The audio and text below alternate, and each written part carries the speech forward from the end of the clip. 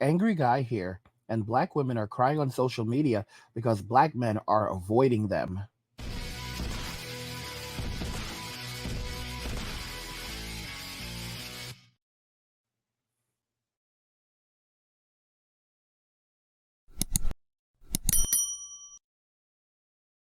Guys, if you're enjoying the content, please help get the channel to 100,000 subscribers on our journey to 2 million by subscribing to the channel if you already haven't, liking the video, and turning on notifications to never miss another video ever again.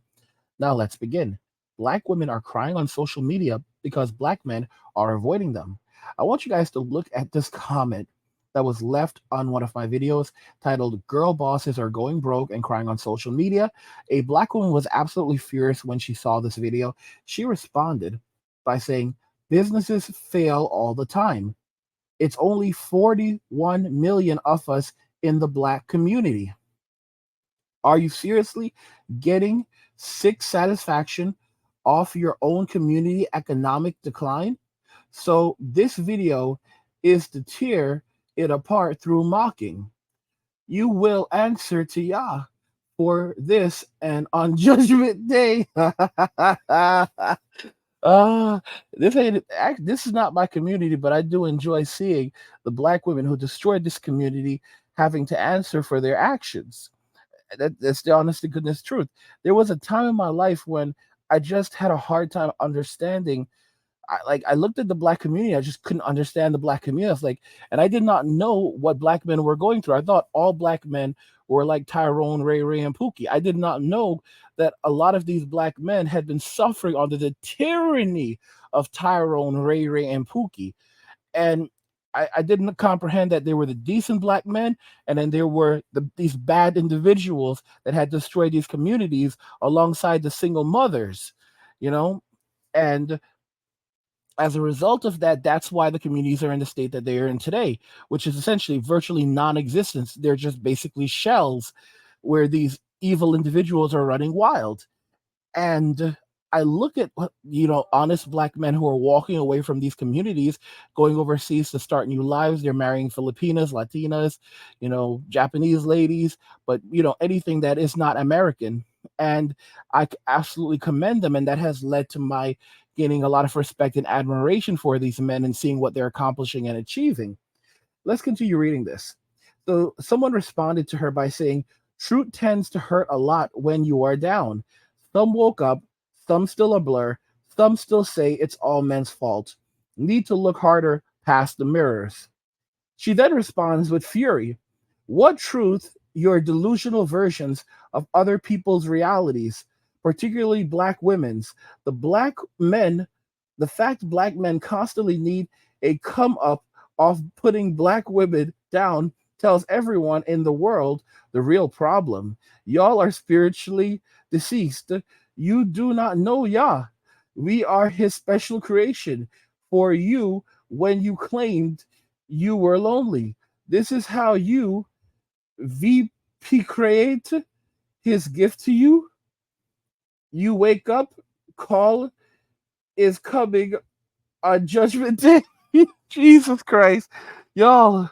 So these black women are now calling God down on black men for walking away from Western society and women in Western society, for leaving these women and to chat to Tyrone, Ray, Enrique, Miguel, Little Pancho. They love Little Pancho. They can't get enough of Little Pancho. Little Pancho with his fat little belly. How many times has Little Pancho been laid up in their house, up in their bed, drinking tequila, kicking up his little feet, eating a taco with carne asada, pollo, little Pancho, and then after he's done, he does not even shower. He just starts clapping them cheeks, just like clap, clap, and then he goes to sleep after he's done. He tires himself out, and then sometime between then and a couple of hours, he gets dressed and he walks out. And sometimes, even a lot of the times, a lot of black men would run into Little Pancho, and they don't even realize who Little Pancho is. They didn't even realize that he was in their house. Just he's actually, they're acting like He was there to deliver a package or some foolishness, and that's really it, you know. And this guy, like I said, little Pancho is not even 46 years old yet, and he has children who are almost 30. So you really need to think about that very, very carefully. You have to think about that very carefully. Little Pancho already has many grandchildren, many grandchildren. Okay, and soon he's gonna be a great granddad. Soon he's gonna be just give us a little bit of time. He's gonna be a great granddad. Okay, little Pancho isn't messing around. But as you can see, guys, these women are crying their eyes out. You know, look at this video. Let's check this video out right here. No man, and guess what? I'm okay with that. I'm fine with that. I don't need no man. I'm done. They always say your 20s is the best days of your life, baby, and I'm gonna have a motherfucking ball. I ain't gonna be on a roller coaster. And look at what the video is titled: "Me Knowing Damn Well I Want a Man." Lo, these women will never admit to their ways. They will never admit to the fact that they messed up. They will never take any accountability. They will drag other women down with them. Oh, come on. 6 years old, and while I'm getting ready for surgery and everything, it dawned on me that I'm 46 years old and I don't have a husband to take care of me. Being single and 46 sucks. It just sucks. And I make jokes about buffoons that I have been encountering in dating, but in reality, this is my reality. All these women out here who adapt this idea, this feminist ideology, and think that men ain't shit and that they're strong and independent, that they can pay their own bills and carry their own weight and have their own careers, they will all face this exact same reality right over here, man. Oh man, don't nobody want to be alone when you got health issues. Believe me when I tell you, man, your friends, they ain't really gonna be around there, you know. But a man is gonna be there for you 24/7, looking out for you and taking care of you. I'm telling you guys, these women, you know, they thought this was a game, and now they messed around, and now they're finding out. And you know what's interesting? It's not just that. You have women who are now making videos saying things like, you know, female friendships are a myth. Like, let me jump into this video. Start off this video by asking you a question. When was the last time you spent time with a good friend? If you're like me, it has been months and months, and I would blame it on becoming a mother, but honestly, even before I got pregnant, I hardly hung out with the one good friend I have, and we for a while lived 10 minutes away from each other, walking distance.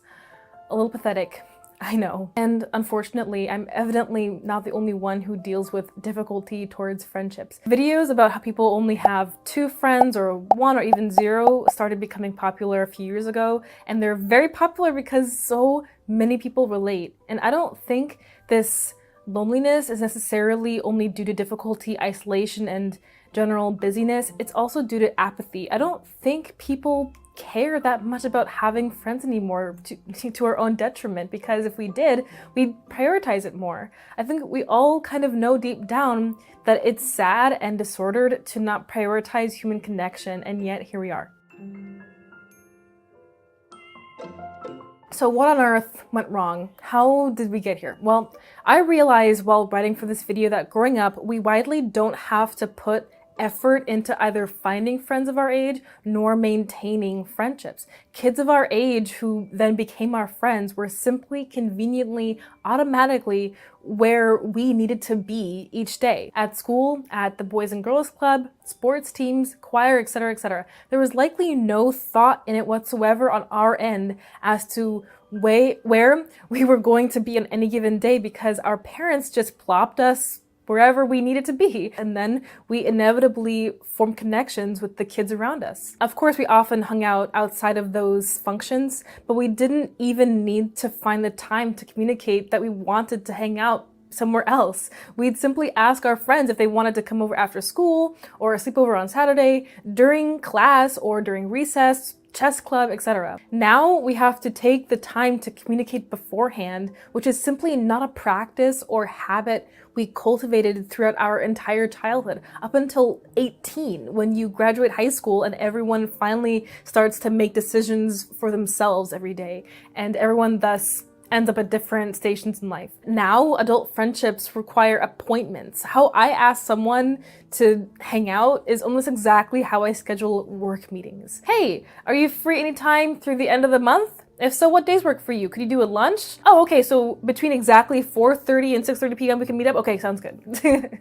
We also didn't need to provide a means of transportation to see our friends. We had our school buses and our parents to drive us, or we lived close enough to just walk over. We didn't have to think about where to hang out or worry about providing a place to hang out in. We either, spend time with each other at school or at home. We often didn't have to worry about providing snacks or food. We didn't have to think about what to do together because we either had homework or just our imaginations as kids. Life was just a lot more flexible and simple and magical as kids before we started to make our own decisions, before we got jaded as adults, before we started to have more time-consuming responsibilities. And of course, without those things, life is typically much less hostile in regards to forming and maintaining connections with other people. Also, as innocent kids, we typically don't hold to any religious, political, or philosophical beliefs. So guys, the title of this video was actually The Myth of Female Friendships. And, to make a long story short, because she's being quite a bit long-winded, the fact of the matter is that female friendships are absolutely fragile and they are almost non-existent. A woman will say that they have, that this other woman is their friend, but women have very few really good friends because female friendships are extremely fragile. And it's the honest to goodness truth. If we look at some of the comments on this video, and I don't want to go too far into it, you'll see that, someone said, we need to stop calling anyone our friend just because we get along with them. Share interest and talk to them a lot doesn't mean they're our friend. And here's another interesting video. I really like your take on male to female friendships. This is a married woman. Why does she want to have male friends? I usually hear one or the other extreme. 100%. 100% you can be friends with guys, or it's impossible. Someone is bound to catch feelings. But I think you're right. While there may be challenges, holy friendships between members of opposite genders are possible in Jesus. Guys, this is a form of monkey branching. This is monkey branching. So later in the video, she basically alludes that men and women can absolutely be friends. You mean resources, right? Men can be resources. Although in my experience, these friendships tend to come about more organically, and there is a firm boundary in place preventing anything more than platonic friendship. E.g., he is a significant other of a close female friend. Guys, this is such crap. Such crap. Here, another comment. This video makes me feel less alone. I can initiate a connection with a female, but get in my head about it afterwards. Does she want to be my friend? What will we do / talk about? Thank you for sharing these tips.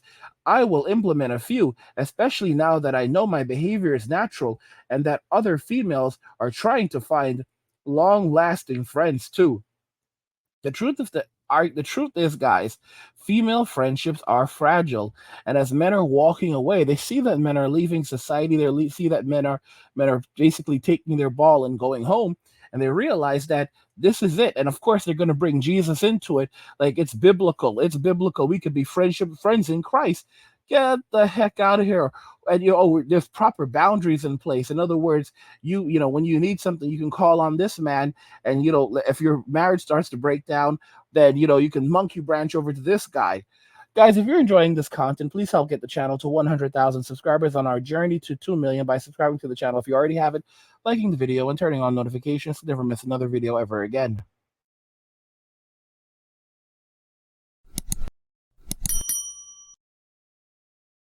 Black women are crying on social media because black men are avoiding them. I want to know your thoughts regarding everything we discussed here today.